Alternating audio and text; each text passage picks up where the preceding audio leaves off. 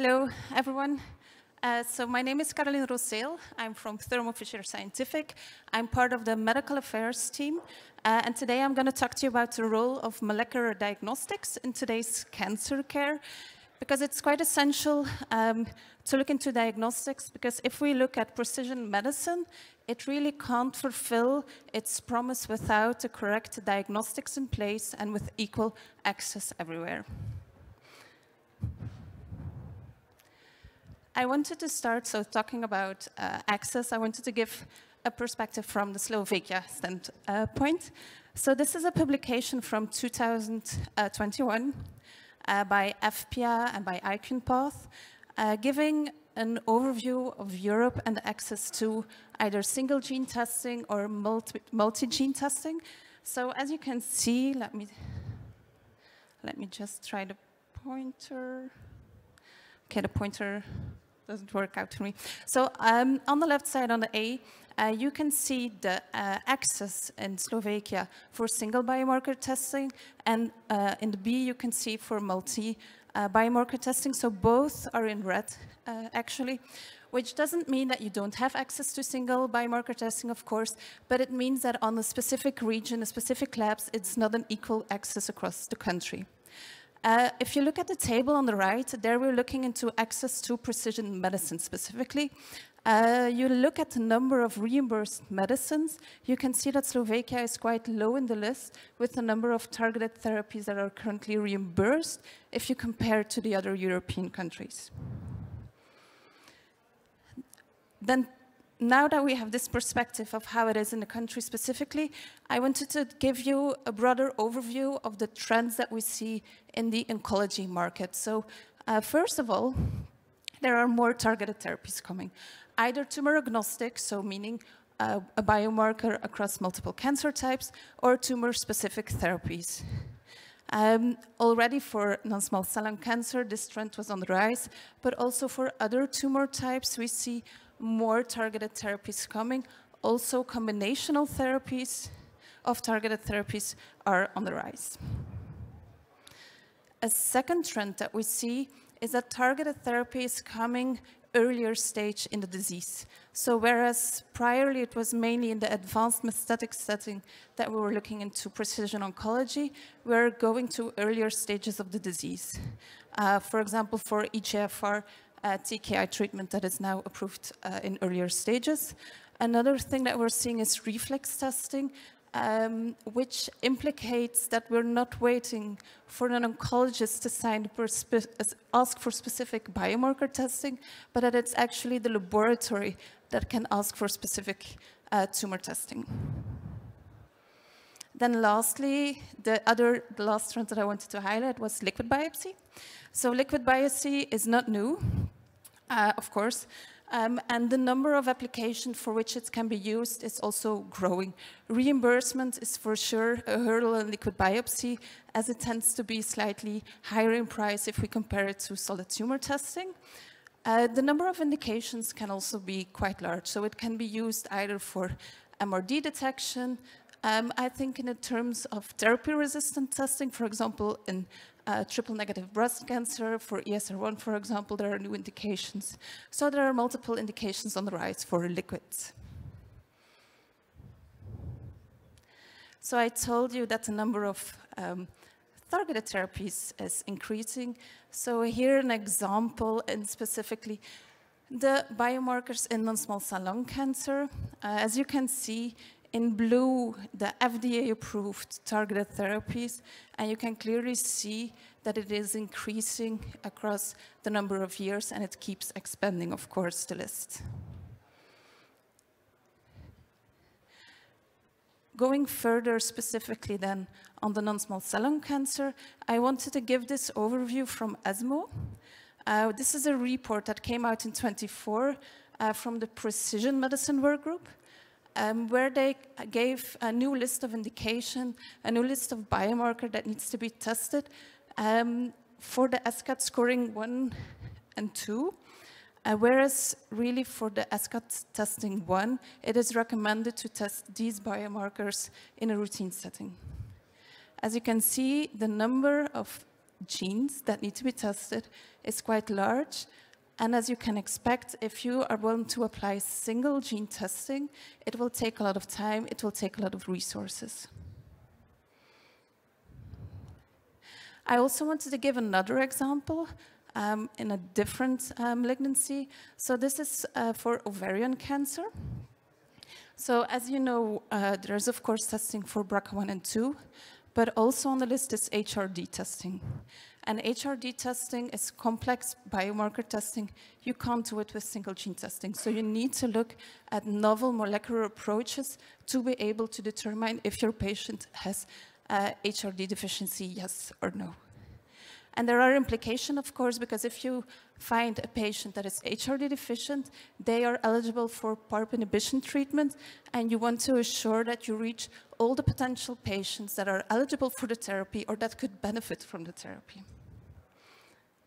And this is a specific study on HRD that really changed things. So what we see here are some of the results from the Paula-1 trial, where you see in the left, so we're looking at patients free from progression, where in the first arm you have placebo plus bevacizumab, and on the other one there's olaparib, which is the PARP inhibition therapy. So the first table shows the data for BRCA mutated patients and for HRD positive patients. Clearly a distinction that the patients on olaparib are good responders to the therapy. Now in the middle one we see the BRCA wild type patient group, but that were however HRD positive. And also in that specific subcategory, the patient benefited from the PARP inhibition therapy. And then on the right side, they're HRD negative unknown, where you see no distinction between the both arms. I also wanted to give an example from the hematological field. So this is a similar graph as the one for the lung cancer, but for acute myeloid leukemia patients. Also there's the same trend that targeted therapies are evolving.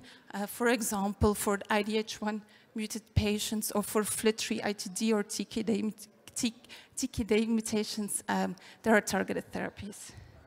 But it is not just for the predictive value that we want to test for biomarkers, it's also prognostic. So these, again, for AML, this is the list that was published in 2022 by the European Leukemia Network for the number of targets that you need to screen to correct, stratify your patient. And this is very important. So in red in the table, you see the new added biomarkers versus their last publication. So the number of biomarkers increased. And it is important because depending if your patient will be either in the favorable, intermediate, or in the adverse category, their therapy and their pathway will depend on that risk stratification. And you don't want to treat a patient, an elderly patient, with a therapy that is too harsh for them if they were, for example, actually in the favorable group. This table shows a bit the same as message, but so it's mainly in the adverse group that the number of biomarkers is increased, so more people are being put in the adverse risk category. Something else that is not mentioned in the slide, but that is important to note is the time frame. So the ELN guidelines also stated time frames, and you need to report back on your patient biomarkers within a time frame from 3 to 5 days. So single gene testing won't allow for screening for all of these genes within that specific time frame, but also some of the conventional NGS methods might not apply. So we are in need for NGS application that can do rapid testing. Here we see a study that is stating why it is important to look at our patients' biomarker status. So again, still for the AML example, where they investigated, it was a retrospective study on about 630 patients, but only 30% of the patients had genomic information available, and they saw that it was mainly the population of people that were aged below 60 years. However, it was mainly the the patient population that were elderly, so above 75 years, that had multiple mutations. So it was in that category very important to really find those patients. So you see then on the right that the patient population that received genomic testing and also was treated accordingly did better in terms of survival. So my message that I wanted to bring across is that single gene testing is no longer sufficient to keep up with the pace. So we need to think about other newer methodologies, for example, NGS sequencing, where you have one workflows that can look at multiple markers. Or to say it differently, with the application or the adoption of NGS, you have one test that can look at many of the key biomarkers, both in DNA together with RNA, for multiple samples at the same time. You can save time and you will improve your diagnostical yields. To say why sequential testing sometimes doesn't benefit the patient, I took the example of a myoproliferative neoplasm, where the traditional approach is to do sequential testing. So you first test for BCR-ABL. If it's negative, you go down, you look for YAC mutations. You're adopting different technologies like qPCR, like Sanger sequencing. It takes a lot of time, it takes a lot of resources. Another implication that is potentially missed is that you can miss potential co-occurrent mutations, because when you have a positive, you stop. Whilst if you do everything at the same time, you can find those specific patients that have potentially more than one mutation. When you talk about NGS, some of the people in the room might think, okay, this will cost more. However, there are trials demonstrating that performing NGS doesn't need to equal having a higher cost. And essentially, healthcare is done we need to put the patient central. So we're helping our patients, which is essential also to look, and it's not just about cost efficiency solo. This trial is comparing the cost of single gene testing versus NGS across different types of cancer. And you will see, of course, that the benefit of NGS will increase depending on the tumor type where you have more molecular markers to be screened. So, of course, for lung, where there are the most number of biomarkers that needs to be screened, there will be a higher benefit of adopting NGS rather than single gene testing. Another trial that I wanted to mention was a Canadian study where they published from a public payer perspective, and they demonstrated that with single gene testing versus NGS testing, the proportion of patients with an actionable biomarker increased by 12%, but also that the time to targeted therapy decreased by about 4 weeks. They also made a very nice table out of it.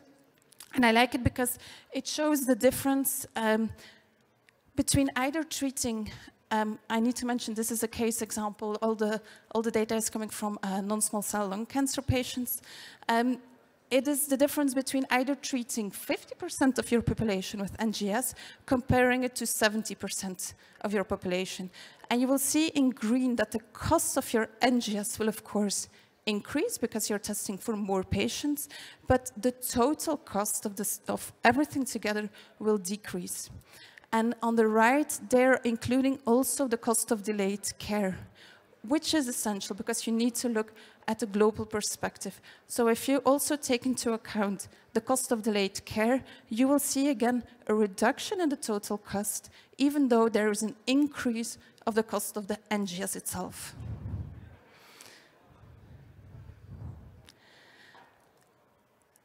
I mentioned the delayed care. This is a point that I want to stress because patients that are put on the right treatment on the right time have a better survival probability. So this is one showcasing it. However, due to time limitations, I'm going to skip this one and going to show this one. So this is a trial that we did where you will see 3 different arms. We have a group A, we have a group B, and a group C. All of them have targetable, actionable mutations, And in the group A, the patient was treated with a targeted therapy when they had their genomic information available.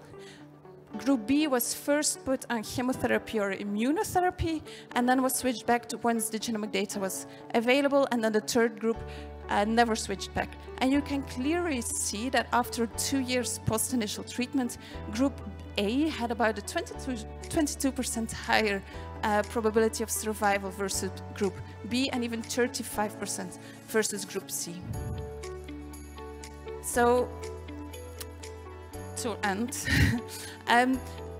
what we can offer with the adoption of rapid and automated NGS, you can have your biomarker data available at the same pace as that you will have your immunochemistry data, so your PD-L1 staining.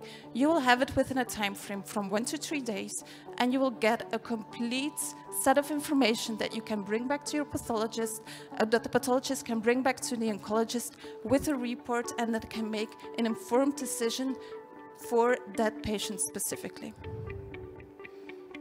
So that was my talk. Thank you very much for your attention.